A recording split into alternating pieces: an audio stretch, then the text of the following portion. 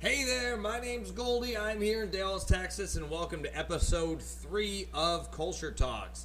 This is a weekly show, Monday through Friday, where we're breaking down the biggest stories, lighting up your X feed, whether it's the latest buzz in politics, sports, pop culture, or the hottest new movie releases. We're here to give you the lowdown, so no topics off limits. So let's see what we got going today. As you can see in the top left here, we're talking Mr. President, which is trending.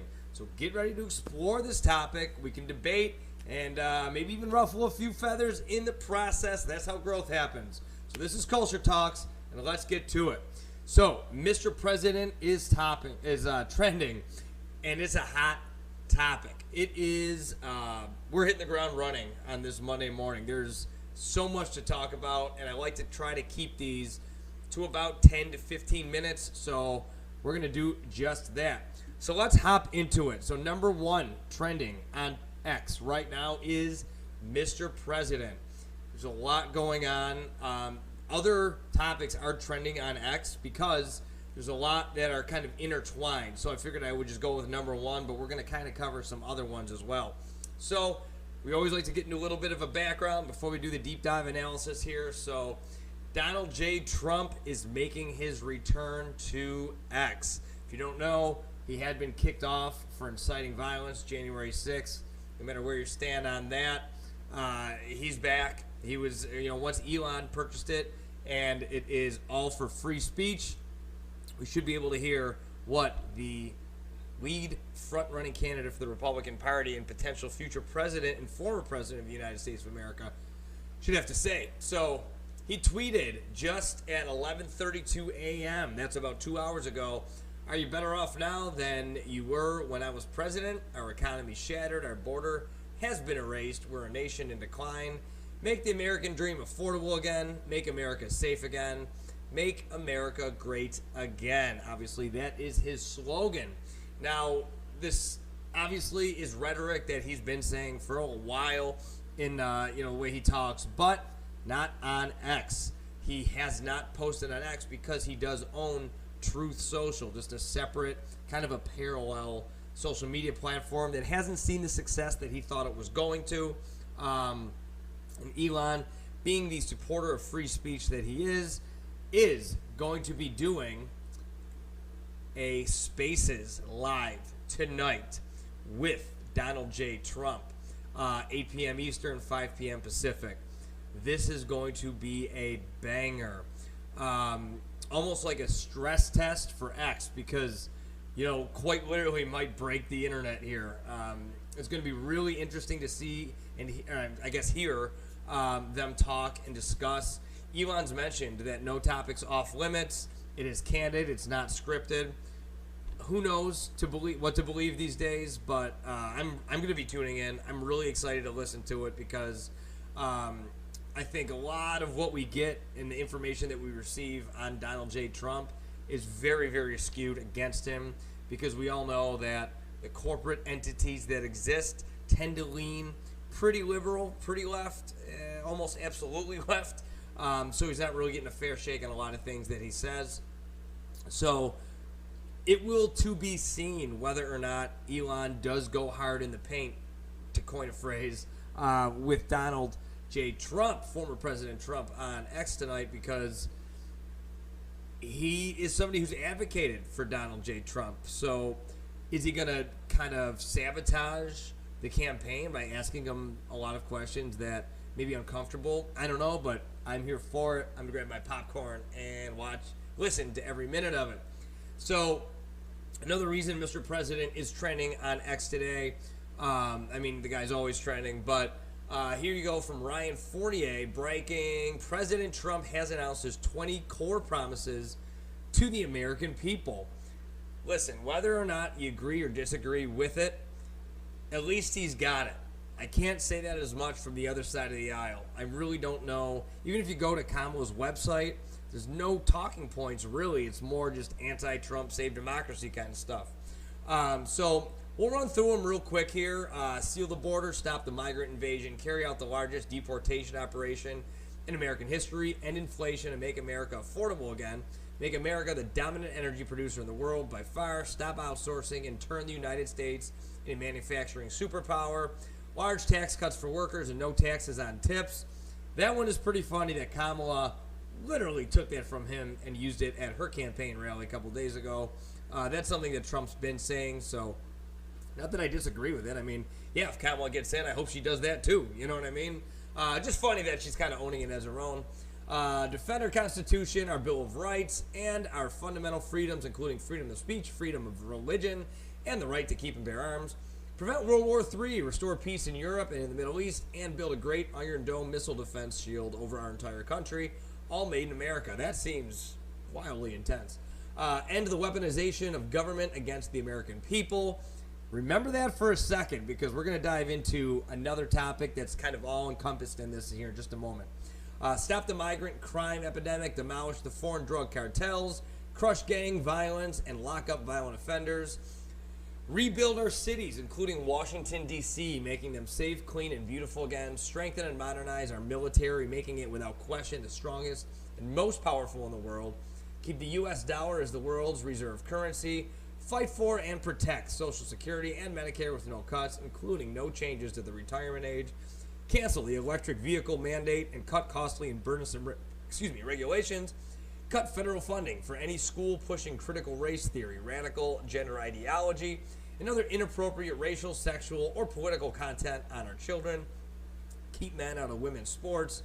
Deport pro-Hamas radicals and make our college campuses safe and patriotic again.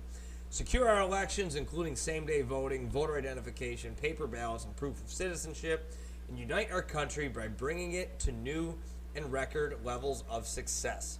So those are his 20 points. It was a little tedious to kind of go through it, but like I mentioned previously, I think that he doesn't really get a fair shake. You won't see any of this in the mainstream media. That's for sure. You'll just hear about Project 2025 and how evil that is, but he has nothing to do with that. And that's just a list of requests from an organization that is done all the time. There's nothing out of the blue or ordinary that is with that, but that's neither here nor there. We're focusing on this right now. So I like the idea that he put a 20-point plan out there. I agree with most of what he's talking about there. I'm never going to fully just, like a lot of people, dive into one team or the other and just blindly follow lockstep with everybody. But I think it's great that he at least put that out there. Like I said, I'd love to see the Kamala campaign do the same thing on their side because, quite frankly, if I'm an undecided voter, which I really consider myself to be until the day of the election, listen, I'm going to keep who I'm voting for to myself, but, I'm to be swayed. I am to be had. Just sway, someone can sway me with a strong case to vote for them for president. In the opposite way, they can lose my vote as well. If I'm thinking one way and then election day comes and, close to the election they do something wild, I can go the other way too. And to sway voters, to convince them to vote for you, I think there has to be some kind of scaffolding in place for you to understand what at least their goals are. God knows they're probably not going to do most of this when they get into office anyway. A lot of it's lip service, but at least it makes it feel good, right? If we're going to have a president, you might as well have one that at least pretends to, have a plan. So, Kamala campaign, I'd love to see what your points are at some point. I'm sure you'll come up with something at some point, but I think for educated voter base to make an educated decision, this needs to be a part of it. So I just wanted to share that with you guys. Now, shifting, remember I mentioned number 9 specifically, end the weaponization of government against the American people. Check this out. So this is another layer to this puzzle here. Coming out of the EU, and this is actually very, very recent. I'm not going to read this whole thing, but basically, Linda Yaccarino's, the CEO of X, was copied on this email, or I don't even know what this is, public message sent to X. Basically, it's the EU almost threatening X in preparation for that interview that's going to be happening tonight with Elon Musk and Donald J. Trump. So they're just talking about, I guess this paragraph is relevant. Let me clarify that any negative effect of illegal content on X in the EU which could be attributed to the ineffectiveness of the way in which X applies the relevant provisions of the DSA, may be relevant in the context of the ongoing proceedings and the overall assessment of X's compliance with EU law. In recent weeks, we've seen the UK crack down on those speaking out publicly using social media platforms to sow discontent. They may phrase it a little bit differently, saying that they're inciting violence or doing illegal activity. And this is the new frontier of free speech. Now, I'm not a free speech absolutist. I'll be honest with you. You know, I don't believe that somebody should just be able to walk up to somebody in the streets, look them in the face, and make a threatening remark to them with a specific time, day, and place. There's no place for that in a civilized society. So, yeah, I mean, I'm 99.99% on the side of free speech, but I think there are specific limitations to that. It's a very interesting time to be alive, to see the human race try to figure out what to do with online social media conversations and topics of discussion. I think that it's going kind of in a scary direction right now. Censorship, I think, is never the answer, okay? Censorship is kind of a scary thing because if something is being censored, that means that somebody is doing the censoring. So it's up to the subjectivity of that person doing the censoring as to what they deem offensive, threatening, or whatever the case may be to justify censoring that speech. So, you know, I almost always err on the side of caution and not censoring when it comes to things like this. But the idea that the EU is coming together as an organization to almost threaten Donald J. Trump and Elon Musk about X today and what they're going to be doing is pretty telling. It's a big deal that Elon Musk and Trump are doing this interview tonight. It's a very, very big deal because you're not going to see any of the major networks or outlets, media outlets, giving Trump a fair shot to talk candidly like he's doing here. You know, he does do massive, massive rallies, and they're never televised. They're never, shared. The only way you can see clips and bits and pieces of them are on X. And I think the powers that be and the social media platforms really see X as kind of like the black sheep of the group. You have your Rumbles out there, you have those type of platforms out there which are great, and they do, very noble things in terms of, free speech. But let's just be honest, they don't have the reach that X does. So this is a really interesting position to be in to see where this is all going to go. So that's going to wrap it up for today's Culture Talks. I just really wanted to talk about, the situation that we're in as a country and obviously how it's affecting the world globally. Free speech, free speech is nothing to take for granted. Our forefathers fought and died for the opportunity for idiots like me to sit in front of a camera and just give their opinions. I think that, and I talked about this about Joe Rogan last week, but we need to be able to talk. Free expression and free thought not only allows you the opportunity to understand where other people are coming from, but it helps kind of mold and form a total country's, opinion base, and we can, move forward as a group together. If we don't understand what the other side is thinking, and I hate thinking in binaries too, right? I hate saying the other side because there's just so many opinions on one specific topic, and then you take all of those topics and take the spectrum of opinions in each one of those. There's no side, okay?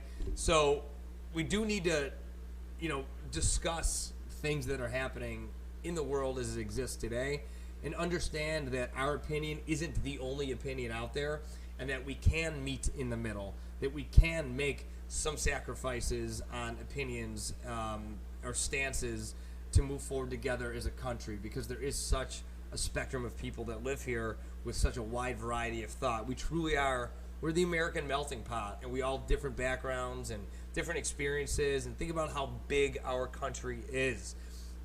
we need to understand where everyone's coming from and have educated discussions about it. Because I'll tell you, there's plenty of topics that I've kind of done a 180 on in my life, because I kind of grew up in an echo chamber, kind of previously before social media. I grew up kind of with social media, but I never really got to understand the other side. And once you do, it can really reformulate the way you think about the world and opinions that you have on specific topics. And it's good to grow. It's good to change your mind. It's good to reevaluate where you are in specific positions. So I guess my last bit of advice that I might throw out there is, if you're on X, follow accounts that you don't agree with. Don't create the echo chamber, because the algorithm is already trying to do that for you. Follow accounts, follow voices that are the antithesis to what you believe, so you can actually understand what they're saying and where they're coming from. Because if you ever find yourself in a situation where you need to debate yourself, you can actually say, I understand that you think this, but I'll tell you, when you think this, factually, that's actually a little bit inaccurate. I'm going to explain to you why. And if you can logically and rationally break down other people's opinions, I think they're more willing to listen to you, be more agreeable, and then you can move forward together. Obviously, Donald J. Trump is somebody who is probably one of the most polarizing figures that our country and maybe the world has ever seen. This is a turning point in history, regardless of who wins the next presidency. Whether it's Donald J. Trump or Kamala Harris, the narrative and the story written is going to be insane. I mean, it's August 12th. We have about 3 months, just under, until the November election, in which we'll elect our new president. So buckle up. It's going to get crazy. This interview tonight is going to be absolutely insane. Is this Donald J. Trump's return to X?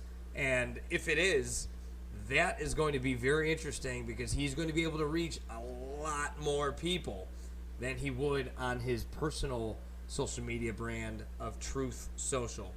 So that's it for today. So thanks for following and listening. If you have opinions on this, which I know you do, because we're talking about President Trump, drop them in the comments below. I'd love to hear your thought. I just said it 1,000 times, but I like to hear other people's opinions. I like the back and forth, and I like to understand what people's trains of thoughts are. So please let me know and share this video. If you agree with me, give me a thumbs up. If you disagree with me, give me a thumbs down. I'm not opposed to criticism, all right? So, Culture Talks, I'm going to try to do Monday through Friday. I'm going to try to keep them relatively short. We're at about 18 minutes here, so I'm going to cut it off here. But thanks for following, and if you have any suggestions on a topic that you think I'd be good at talking about, or you think I might find interesting, slide into those DMs and let me know that you want me to talk about it. And don't forget to subscribe to this channel. I do a lot of stuff. I'm primarily a fitness guy. That's kind of why I got the cutoff shirt. I'm actually going to work out right now. I do some video game content as well. I have a daily vlog. I'm a high-level triathlete, trying to make I'm trying to do the best that I can in competitions. I compete for the amateur Team USA sprint triathlon team, so there's a lot going on. So follow the page. I'm trying to be a little bit of a renaissance man. So until tomorrow, I'm Goldie here in Dallas, Texas. We'll see you soon for another Culture Talks.